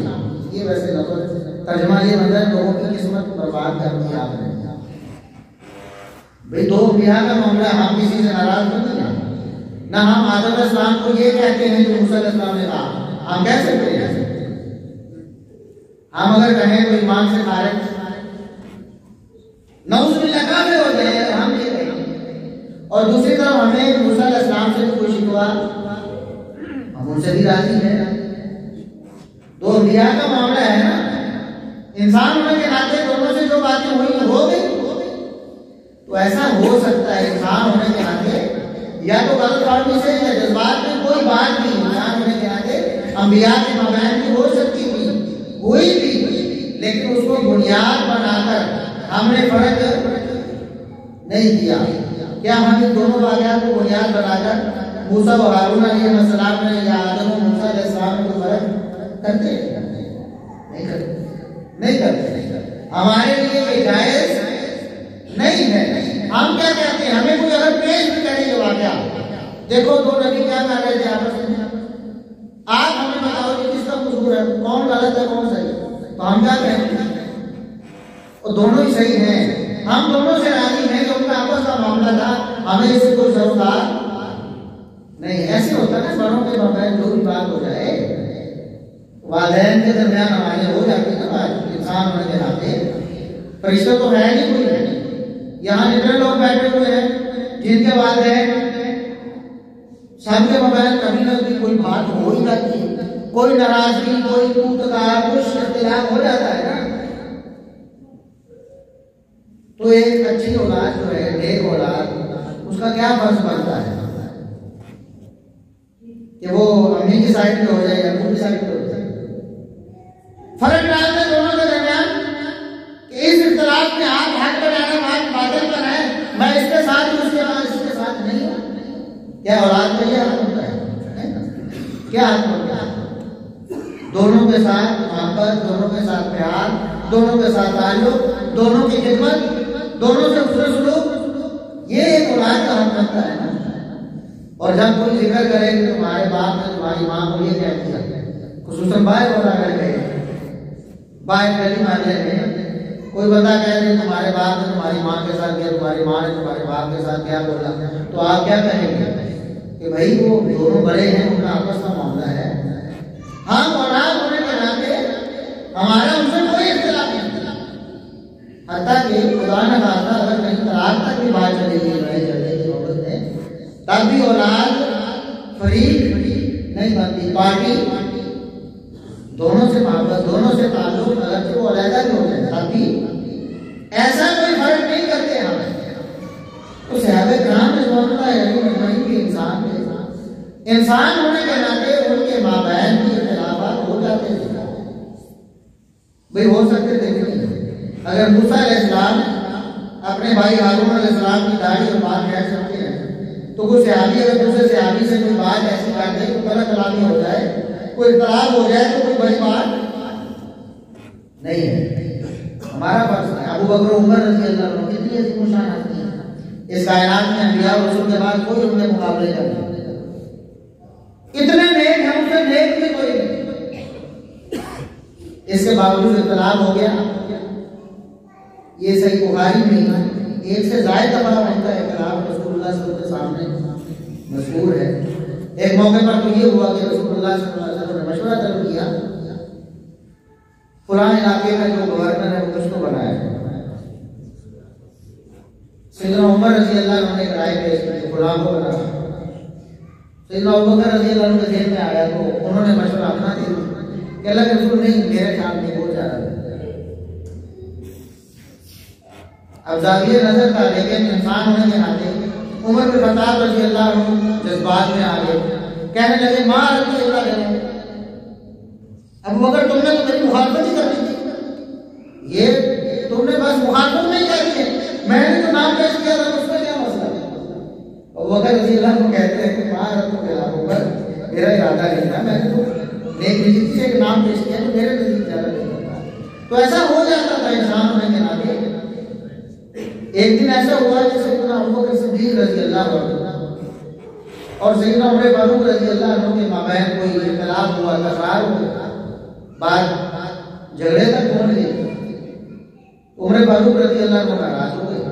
अबू बकर सिद्दीक रज़ी अल्लाह अन्हु ने कोशिश की मनाने की, नहीं माने, मजलिस से चले। बाद में उमर फारूक रज़ी अल्लाह अन्हु को ख्याल आया कि अबू बकर मेरे से अफसर भी हैं, आला भी हैं, तो इख्तिलाफ जो भी था मुझसे वो माफी मांगते रहे, तो मैं जज्बात में आकर उससे इनकार करता कि नहीं मैंने राजी नहीं होना, अब मुझे जाना चाहिए और जाकर अबू बकर को राजी कर लेंगे। उनके घर में गए तो घर में मौजूद नहीं थे। अब दूसरी जगह जाहिर है उनको भी पता था कि रसूलुल्लाह सल्लल्लाहु अलैहि वसल्लम ये घर में होंगे, आप सल्लल्लाहु अलैहि वसल्लम के पास होंगे। जब मस्जिद में गए तो रसूलुल्लाह सल्लल्लाहु अलैहि वसल्लम सामने तशरीफ फरमा गए और मामले का पता चल चुका था। पता कैसे चलना था, अबू बकर सिद्दीक रज़ी अल्लाह अन्हु ने आकर अर्ज़ किया, अल्लाह के रसूल मेरे उमर के मबैन ये मामला हुआ, तकरार हो गई, इख्तिलाफ हो गया, झगड़ा हो गया, मैंने माजरत भी की, उमर ने नहीं मानी, तो आप मेहरबानी करके हमारी सुलह करवा दें। ये बात अबू बकर सिद्दीक रज़ी अल्लाह अन्हु ने सुलह करवाने के लिए रसूलुल्लाह सल्लल्लाहु अलैहि वसल्लम के सामने पेश की, लेकिन आप सल्लल्लाहु अलैहि वसल्लम गुस्से में आ गए। उमर रज़ी अल्लाह को देखते ही फतमा अला वजह रसूलुल्लाह सल्लल्लाहु अलैहि वसल्लम का चेहरा मुबारक शो हो गया। तो आप सल्लल्लाहु अलैहि वसल्लम ने फरमाया, उमर रज़ी अल्लाह अन्हु को जब नाराज हुए ना आप सल्लल्लाहु अलैहि वसल्म, तो अबू बकर सिद्दीक रज़ी अल्लाह को घुटनों के बाद रसूलुल्लाह सल्लल्लाहु अलैहि वसल्लम के सामने गिरे, अर्ज करने लगे, अल्लाह के रसूल इन्नी कुन्तु लाअज़लम, अल्लाह की कसम मेरी गलती थी, मैं अबू बकर इस मामले में गलत था, ज्यादती मुझसे हो गई और फिर उमर नाराज हुए, तो लिहाजा आप मुझसे नाराज ना हो, आप बस हमारी सुलह करवा दें।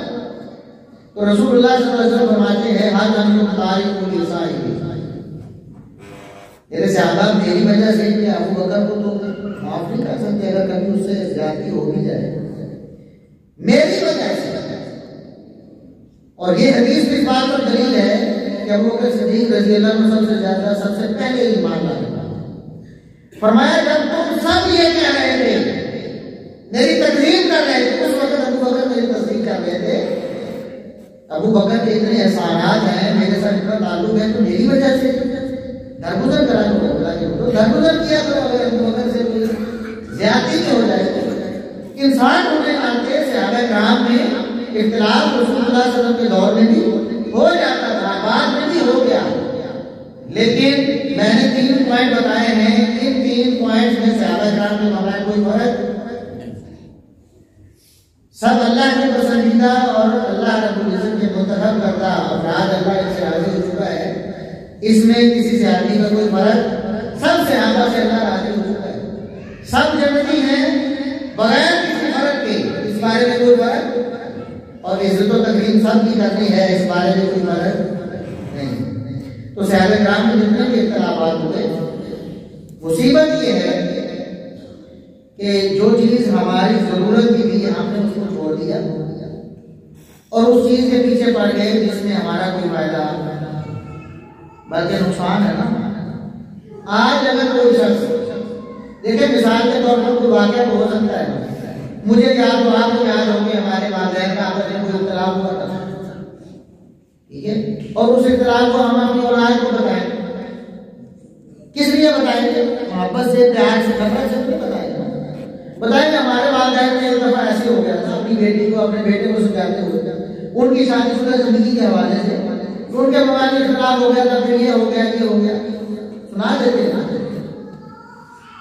लेकिन अगर कुछ शख्स कहे कि मैंने एक मकाला लिखा है, मैंने वो तमाम वाक़यात जमा करने हैं जिसमें मेरे अम्मी और अब्बे में इख्तिलाफ हुआ था, वो सारे अल्फाज मैंने याद करते हैं कि मेरे अम्मी ने मेरे अब्बे को कहे या मेरे वालिद ने मेरी माँ को जो अल्फाज कहे हुए मैंने वो सब याद करते हैं, और फिर लोगों को जाकर दर्श देना है, उस पर लेक्चर रिकॉर्ड करवाना है कि ये अल्फाज मेरी अम्मी ने मेरे अब्बे के लिए कहे और मेरे अब्बे ने मेरी अम्मी के लिए कहे। तो बताओ ये अकलमंदी है? ये कोई मोहब्बत का सबूत है? बताया है कोई मोहब्बत का सबूत? देखिए, बिखरे हुए वाक़यात हमारी यादों में भी मौजूद है, हम जिंदगी में उन वाक़यात को याद भी कर लेते हैं, कभी जिक्र भी करना पड़े तो बकायदा एहतराम मोहब्बत से उनको जिक्र भी कर देते हैं। लेकिन उन वाक़यात को इसलिए याद करना या जमा करना कि लोगों को बताया जाए कि मेरी अम्मी और अब्बा कितना करते हैं, तो बताओ ये कोई मोहब्बत है? ये कोई अकलमंदी है? ये हमारे करने का काम नहीं था। एक मुसलमान के लिए क्या जरूरी था? उसको नमाज, रोजा, हज, ज़कात जो फराइज़ है, अगर वो ताजिर है तो तिजारत के अहकाम, किताब और सुन्नत की रोशनी में, मुअल्लिम है, उस्ताद है, टीचर है तो रसूलुल्लाह सल्लल्लाहु अलैहि वसल्लम की बात है, मुअल्लिम जो उसका ऐसा है वो।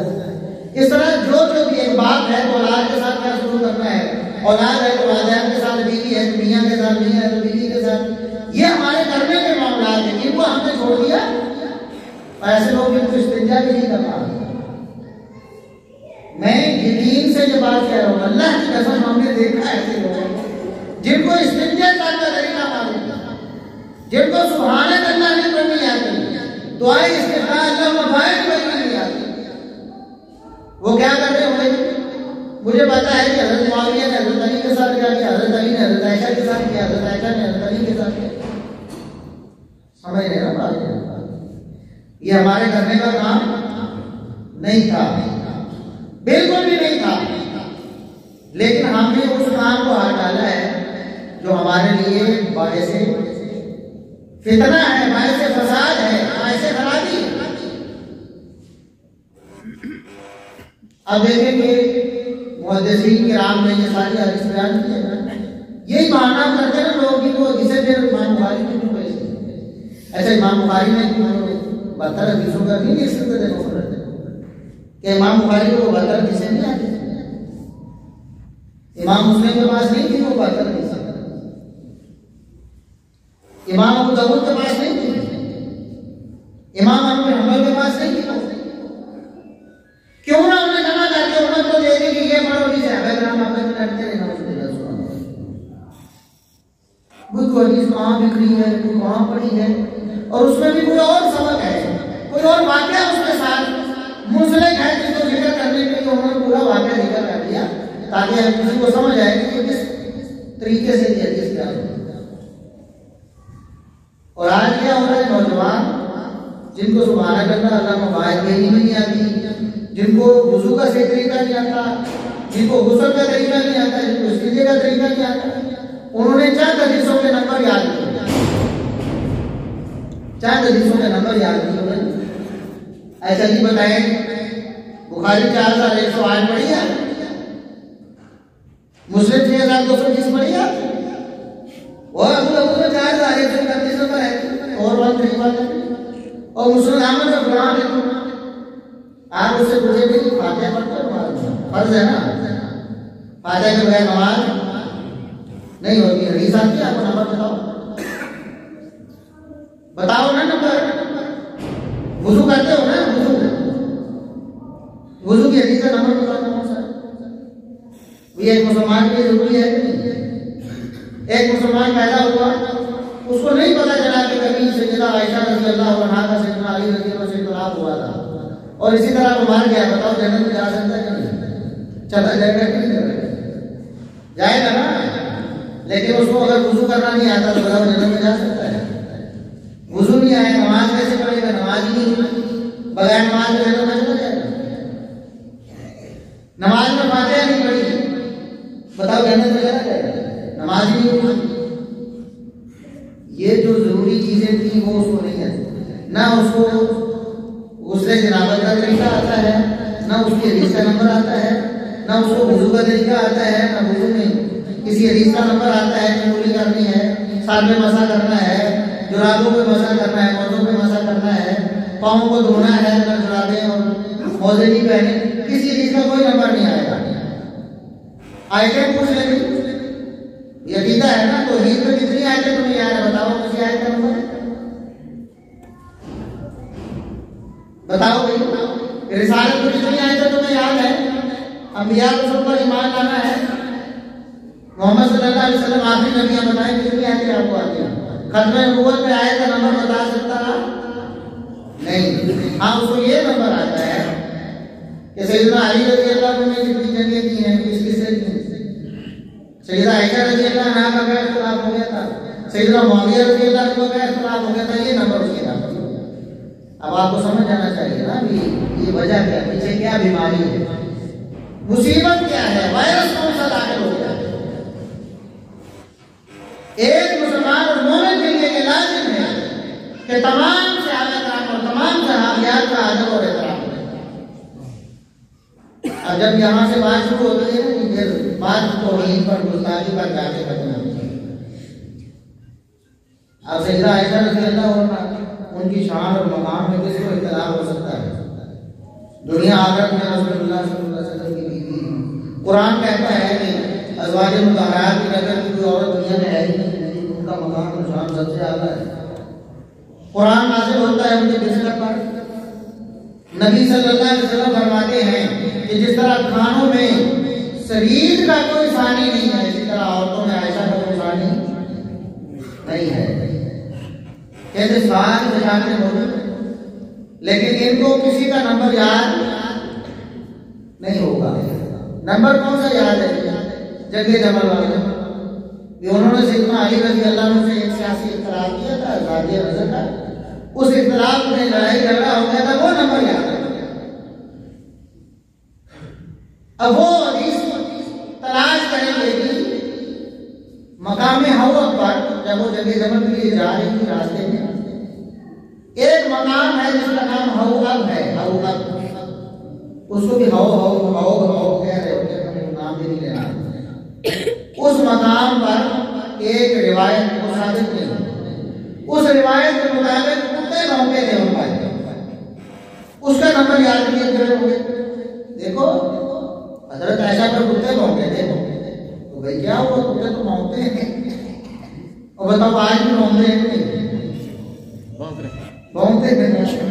उस वक्त भी रसूल अल्लाह के दौर में नहीं भौंकते थे, तो भाई भौंकते थे। तो क्या हुआ, सैयदा आयशा को कुछ गया? कुछ भी नहीं, कोई नुकसान, उल्टा उनकी शान में कुरान नाज़िल हो गया। तो कुत्ते तो भाई भौंकते थे, कुत्ते आज भी भौंकते हैं, क़यामत तक कुत्ते भौंकते रहेंगे। कोई तुम्हें क्या हासिल है उसे भय को याद करके या लोगों को सुनाना? सिर्फ एक मकसद है कि डिग्रेड किया जाए। कह दिया ना इंजीनियर साहब ने, सैयदा आयशा ज़ालिमा थी। ये वो नतीजा है जो इस वायरस की वजह से लाजिम आता है, जिसमें ये वायरस दाखिल हो जाता है, गुस्ताखी पर जाकर खत्म होता है। जैसा कैंसर है ना, आखिरकार मौत पे जाके इंतकाम होता है ना, अगर उसको कंट्रोल ना किया जाए तो इस वायरस का इंतकाम गुस्ताखी और तौहीन पे जाके होता है।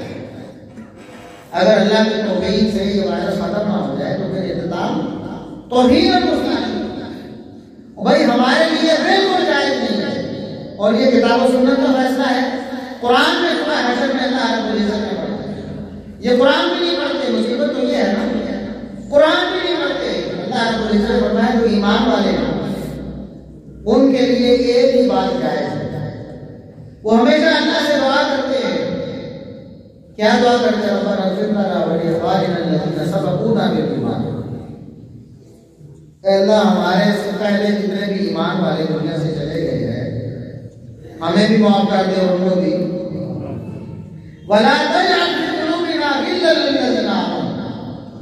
अल्लाह ईमान वालों के बारे में जो गुजर चुके हैं हमारे दिल में कभी कोई कदूरत और कीना और मैल। ईमान वाले अल्लाह से क्या दुआ करते हैं? और बेईमान क्या कहते हैं कि हज़रत मुआविया के बारे में मेरे दिल में राज है। समझिए कि नहीं समझिए? कुरान कहता है ईमान वाले वो हैं जो अल्लाह से दुआ करते हैं कि या अल्लाह कभी किसी ईमान वाले के बारे में हमारे दिल में कभी कोई मैल ना आए, कभी भी ना आए किसी भी ईमान वाले के बारे में। और जितने भी ईमान वाले हमारे उसने जाना है ईमान वाले हमें कोई यकीनी खबर होती है ना, सिवाय सहाबा किराम के उनकी तो ज़मानत है। उलाइका हुमुल मुमिनून हक़्क़ा।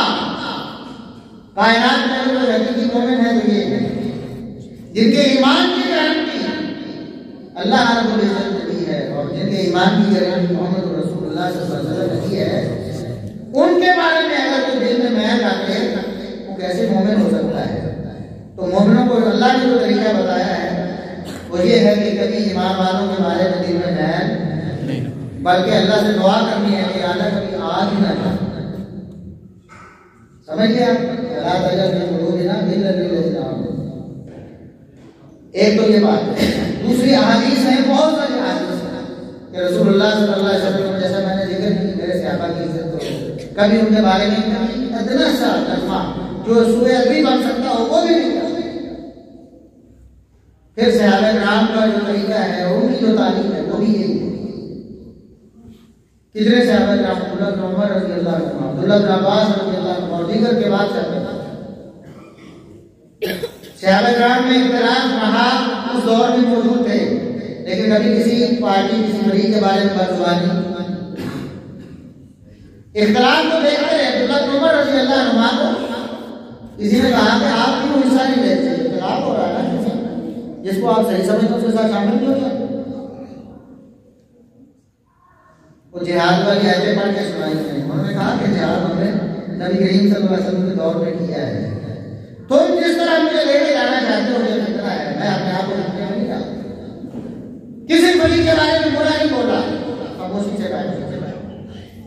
इख्तिलाफ जिन्होंने किया उनके भी दिल में आपस में ऐसा कुछ बुग़्ज़ नहीं था कि एक दूसरे पे कुछ जाने दुश्मन हो। एक इख्तिलाफ है राय का, वो समझते हैं ये हक है और समझते ये हक है और उस हक को हासिल करने की कोशिश और कदो-दो है, बस इसके अलावा कुछ नहीं।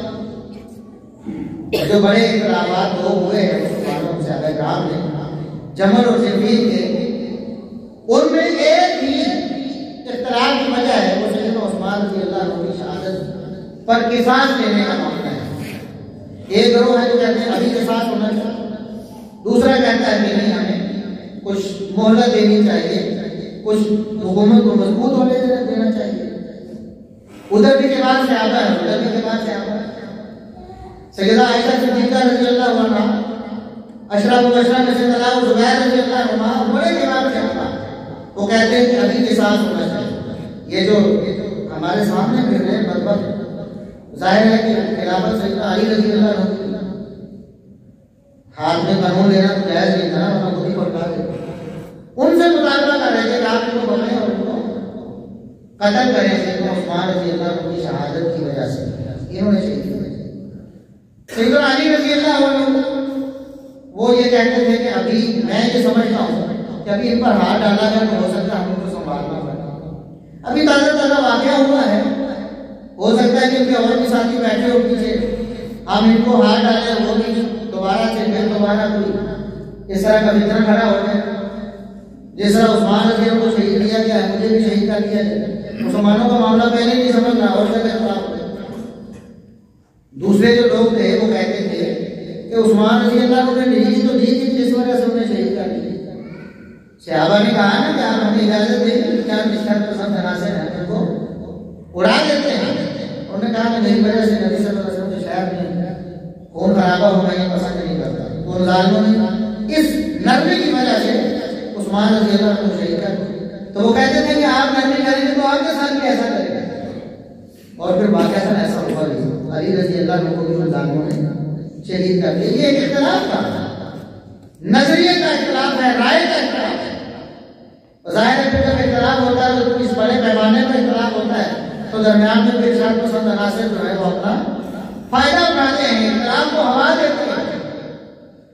इख्तिलाफ हुए इसमें कोई इनकार नहीं है, लेकिन उन इख्तिलाफात में हमारा रवैया क्या होना चाहिए जो कुरान में हमें बताया गया है कि हमने किसी के बारे में अपने दिल में बैन जो सहाबा ने तरीका अपनाया है, बावजूद उस दौर में मौजूद होने के किसी को भी बुरा कहा, दोनों का एहतराम किया, साइड में बैठे। और आखिरी बात करता हूँ इस हवाले से, फिर अगर आपके सवाल होंगे तो जवाब देंगे, बात लंबी होगी। एक दफा सैयदना अबू सईद खुदरी रज़ी अल्लाह अन्हु की मौजूदगी में सैयदना अली और सैयदना मुआविया रज़ी अल्लाह अन्हुमा का तज़किरा हुआ। लोगों की आदत है कि बात करते करते कोई बात बढ़ा देते। बात हुई उनके मामले क्या मामला होता फजीलत की मुआविया। ये रिवायत इमाम बुखारी रहमतुल्लाह अलैह के उस्ताद हैं अली बिन अल-हज्जाज रहमतुल्लाह अलैह, उन्होंने अपनी मुस्नद में सही सनद से पेश की है। तो बात करते करते जब जिक्र तारीख का जिक्र हुआ तो किसी ने सैयदना मुआविया रज़ी अल्लाह अन्हु के बारे में कोई बात कह दी कि उन्होंने गलत किया, उन्हें ऐसा नहीं करना चाहिए, इस तरह की कोई बात नहीं। तो सैयदना अबू सईद खुदरी रज़ी अल्लाह अन्हु लेटे हुए थे, आराम से परेशान होकर उन्हें बैठे, इन दोनों को खामोश करवाया और मैं खामोश हो जाऊं, मैं तुम्हें उमर बिन खत्ताब रज़ी अल्लाह अन्हु का तरीका बताता हूं जिस पर तुमने अमल करना है। किसका जिक्र हुआ? सैयदना अली और सैयदना मुआविया रज़ी अल्लाह अन्हुमा का तज़किरा हुआ। उस तज़किरे में सैयदना मुआविया रज़ी अल्लाह अन्हु के बारे में किसी ने कोई ऐसी बात कह दी जो उसकी शान के लायक नहीं, मतलब वो नाहक से नाउज़ुबिल्लाह या इस तरह की बात है। तो सैयदना अबू सईद खुदरी रज़ी अल्लाह अन्हु ने उसे बर्दाश्त नहीं किया, उसे बर्दाश्त कहा मैं तुम्हें उमर बिन खत्ताब रज़ी अल्लाह अन्हु का वाक़या सुनाता हूँ, उस वाक़े को सुनो और उस पर अमल करो। क्या वाक़या जो सुनाए? कहते एक दफा हम सैयदना उमर रज़ी अल्लाह अन्हु के साथ सफर करते तो वहां पर एक शख्स ने ना, एक देहाती पिंड से आया हुआ शख्स था जिसे हम सहाबा में से जानता कोई नहीं था, देहाती शख्स था दूर दराज से। उसने अंसार सहाबा के बारे में गुस्ताखी और तौहीन वाले कलमात कहे। अंसार सहाबा का बड़ा मकाम है, सहाबा कि जब मरातिब हो तो अंसार नबी करीम सल्लल्लाहु अलैहि वसल्लम ने फरमाया कि बाकी सारे लोग मेरा बाहर वाला कमरा है, अंसार मेरा अंदर वाला, जो कभी भी इंसान की जिस्म से जुड़ा अंसार का मेरे साथ वही ताल्लुक और वही अल्फाज है। तो सैयदना अली रज़ी अल्लाह अन्हु के बारे में आते हैं, हम लोगों ने याद किया हुआ है, नंबर याद किया हुआ है, नंबर याद किया हुआ है। अल्लाह युहिब्बुनी इल्ला मुमिन वला युहिब्बुनी इल्ला मुनाफिक, सही मुस्लिम है कि अली रज़ी अल्लाह अन्हु से मोहब्बत मोमिन नहीं कर सकता है और अली रज़ी अल्लाह अन्हु से बुग़्ज़ भी मुनाफिक ही रख सकता है, ये हमारा अकीदा है। लेकिन इसमें अली रज़ी अल्लाह अन्हु तन्हा नहीं है, सिर्फ बुखारी में है रसूलुल्लाह सल्लल्लाहु अलैहि वसल्लम ने फरमाया अलामतुल ईमान हुब्बुल अंसार, अंसार की मोहब्बत ईमान की अलामत है, व अलामतुल निफाक़ बुग़्ज़ुल अंसार, और अंसार का बुग़्ज़ निफाक़ की अलामत है। जो अंसार से मोहब्बत नहीं रखता वो क्या है? मुनाफिक। क्या है? मुनाफिक। इतनी फजीलतें मौजूद है। रसूलुल्लाह सल्लल्लाहु अलैहि वसल्लम ने फरमाया अगर लोग सारे लोग दुनिया की एक तरफ चल पड़े और अंसार दूसरी तरफ चल पड़े, मैं सबको छोड़कर अंसार के साथ, कितनी बड़ी फजीलत है। उन अंसार से एक शख्स ने गुस्ताखी और तौहीन वाले कलमात कहे, लोगों ने सुना और उन्होंने उसे पकड़ा, उमर रज़ी अल्लाह अन्हु के पास ले गए। उमर रज़ी अल्लाह अन्हु का जो शौक़ दबदबा था, जलाल था, गैरत थी, गुस्सा था, मशहूर था। उन्होंने ये सोचा कि अभी इसको पकड़ के ले जाते हैं, उमर रज़ी अल्लाह की तबीयत दुरुस्त करें। अनसार के बारे में ये बात है, जिनकी मोहब्बत ईमान है, जिनका बुग़्ज़ निफाक़ है, उनको गालियां देना चाहिए। इसको पकड़ के लेके आए उमर बिन खत्ताब रज़ी अल्लाह अन्हु के पास। जब उमर रज़ी अल्लाह अन्हु उसे देखा, मामला सुना, उमर रज़ी अल्लाह अन्हु फरमाते हैं, लौला अन्ना लहू शुअबतन मिन रसूलिल्लाह सल्लल्लाहु अलैहि वसल्लम लकफ़ैतुहु। लोगों, तुम्हारा जज्बा अपनी जगह पर, तुम्हारा जोश और मेरे पास लाने का मकसद मुझे पता है क्या है, लेकिन तुम्हें नहीं पता कि जिस शख्स को तुम पकड़ के लाए हो वो रसूलुल्लाह सल्लल्लाहु अलैहि वसल्लम से आदमी है, देहात में रहने वाला है। तुम्हें नहीं मालूम, मुझे पता है कि ये सहाबी है, इसे रसूलुल्लाह सल्लल्लाहु अलैहि वसल्लम की सोहबत में असर आई है, इसने ईमान की हालत में रसूलुल्लाह सल्लल्लाहु अलैहि वसल्लम से मुलाकात की है। अगर इसको रसूलुल्लाह सल्लल्लाहु अलैहि वसल्लम की सोहबत ना मुयस्सर होती, फिर तुम देखते कि आज उमर इसके साथ क्या करते हैं। वलाकिन्नहु सोहबतुन मिन रसूलिल्लाह सल्लल्लाहु अलैहि वसल्लम। लेकिन उमर को रसूलुल्लाह सल्लल्लाहु अलैहि वसल्लम की सहाबियत आगे आती है। रसूलुल्लाह सल्लल्लाहु अलैहि वसल्लम का सहाबी है जिसको तुम लेके आए हो। उमर ना हाथ चला सकता है ना जुबान, सहाबी का सामने आ जाए, हालांकि वो सहाबी अदना से अदना सहाबी है जिसका नाम भी हमें मालूम, देहात से आया हुआ कोई शख्स है, लेकिन शर्त सहाबियत मौजूद है। गुस्ताखी और तौहीन जिनकी हुई आला से आला अंसार की, इसके बावजूद उमर बिन खत्ताब कहते हैं मेरा हाथ भी बंद है, मेरी जुबान भी। तारीख इस बात की शाहिद है, हदीस शाहिद है कि उमर बिन खत्ताब रज़ी अल्लाह अन्हु ने इतना भी नहीं कहा कि अल्लाह के बंदे देख तो सही किनके बारे में ऐसी बातें करता है। उमर बिन खत्ताब जैसा शख्स, खलीफतुल मुस्लिमीन, अमीरुल मोमिनीन, क्या कहता है कि तुम जिस इख्तिलाफ को मेरे पास लेके आए हो कि सहाबा का आपस में इख्तिलाफ है, क्या है सहाबा का? उमर हाथ चलाना तो दूर की बात है, यहाँ जुबान भी चला सकता। और ये जो हमारे नौजवान हैं भूले हुए, सिरात मुस्तकीम से भटके हुए, ये क्या उमर बिन खत्ताब रज़ी अल्लाह अन्हु से बड़ी कथा जो यहाँ अदालत में आते हैं, खुला हक है, खुला नाहक है, खुला अच्छा है, खुला बुरा है, मैं खुला के साथ हूँ, खुला के साथ नहीं हूँ। बताओ, उमर रज़ी अल्लाह अन्हु ने कहा कि मैं अंसार के साथ तुम्हारे साथ नहीं। खलीफा राशिद का जो तरीका है, जो रसूलुल्लाह सल्लल्लाहु अलैहि वसल्लम फरमाया कि वालिकुम बिसुन्नती व सुन्नति खुलफाए राशिदीन अल महदीयीन, मेरा तरीका भी लाज़िम पकड़ो और खुलफाए राशिदीन का तरीका भी। तो खलीफा खुलफाए राशिदीन में से उमर बिन खत्ताब रज़ी अल्लाह अन्हु खलीफा राशिद का क्या तरीका है कि सहाबा का इख्तिलाफ आपस में तुम्हारे सामने आए तो क्या कहो, हमारी जुबान भी बंद है, क्योंकि ये सहाबी आपको कहे कोई मुआविया रज़ी अल्लाह अन्हु ने क्या किया, हालांकि अक्सर तो झूठ बनाए हुए ना, मुआविया रज़ी अल्लाह अन्हु को गालियां देते थे, गाली करते थे, बिल्कुल झूठ है। कोई माई दलाल आज तक एक सनद भी ऐसे पेश नहीं कर सका जो सनद सही हो, साबित हो, और मुआविया रज़ी अल्लाह अन्हु ने अहले बैत में से किसी की तौहीन की हो या उनको बुरा कहना कभी। लेकिन अगर बिलफर्ज वो कहते कि तब भी हमारे लिए क्या हुक्म था कि हम सुन के कोई कहता कि मुआविया रज़ी अल्लाह ने ऐसा किया, तो हम क्या कहते आगे से, तो भाई क्या हुआ, सहाबी है, क्या हुआ, सहाबी है, बात समझ आ। और फिर सहाबा किराम को जन्नत अलाट हो चुकी है, क्या हो चुकी है जन्नत, जिसको जन्नत अलाट हो चुकी है, अल्लाह उनसे राजी, अल्लाह ने राजी होकर जन्नत अलाट कर दी, तो अल्लाह को नहीं पता था कि उन्होंने क्या करना है। नबी करीम सल्लल्लाहु अलैहि वसल्लम की जुबानी को जन्नत की बशारतें दे दी उन्हें, तो अल्लाह को मालूम नहीं था कि नबी सल्लल्लाहु अलैहि वसल्लम दुनिया से जाने के बाद उन्होंने क्या करना, पता था ना। अल्लाह इसके बावजूद भी राजी है, और हम कहते हैं हम नाराज हैं, इसका मतलब हम अल्लाह के फैसले से, अल्लाह से नाराज हैं। भाई जब अल्लाह राजी है, हम कैसे नाराज हो सकते हैं? उनके उन मामलात को जानते हुए कि अल्लाह राजी है, उनके उन मामलात को जानते हुए अल्लाह कहता है मैं इनसे राजी, ये मुझसे राजी, मैंने जन्नत इनको अलाट कर दी।